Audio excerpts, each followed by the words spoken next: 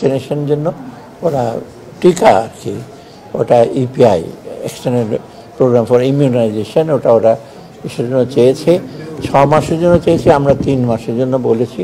ইউনিসেফের থ্রুতে দেবে, তবু আমরা বলেছি ইউনিসেফের সাথে নেগোশিয়েট করে ওদের কমিশনটা একটু কমানো যায় কিনা, 3 মাসের জন্য আপাতত আনুক, আর বাকি 3 মাসের জন্য একটু কম্পিটিটিভ বিডিংয়ে যদি ইউনিসেফের মধ্যে যদি আমরা আরও ইন্টারন্যাশনাল অর্গানাইজেশন থেকে আনতে পারি, সেটা তাদের কাছে করতে হবে। অর্থাৎ আমরা অর্ধেকটা ওদের রিকোয়ারমেন্টটা দিয়েছি 3 মাসে, আর 3 মাসেরটা আমরা বলছি এখনই প্রসেস করতে। অনেকগুলো নাম আছে, আজকে ওটা নিয়ে আমরা ওদিকে তাকাই নাই, আমরা হচ্ছে এটা লিস্ট আবার যাচাই বাছাই করে আমাদেরকে বলেন আগে কারা কতটা পেয়েছে, এবং বিশেষ করে আগে কটা পেয়েছে যাদের ব্যাপারে কিছুটা অনিয়মের আমরা মাঝে মাঝে সংবাদ পাই, টেক্সট বই ইসে করে নাই, আর একজন একটা অর্ডার নিয়ে বাকিগুলোটা নিয়েছে, সেগুলো কিছু কিছু অভিযোগ আছে, সেই প্রতিষ্ঠানগুলো আইডেন্টিফাই করতে বলেছে।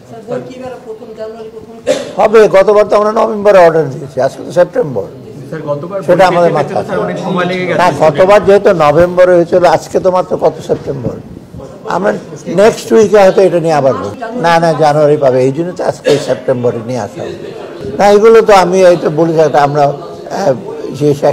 সেকে বলেছে ওরা দেখবে। হ্যাঁ, এটা তো কত টাকা ছিল, টাকার ইসে তো যাওয়া হয়নি, তো আমরা বলেছি এটাকে আপনারা এখন উইথড্র করেন, আমরা ওই লিস্টটা যাচাই বাছাই না করে বা যারা আগে পেয়েছে, আগে যারা অনিয়ম করেছে, ওই লিস্টটা আমরা জানতে চাচ্ছি।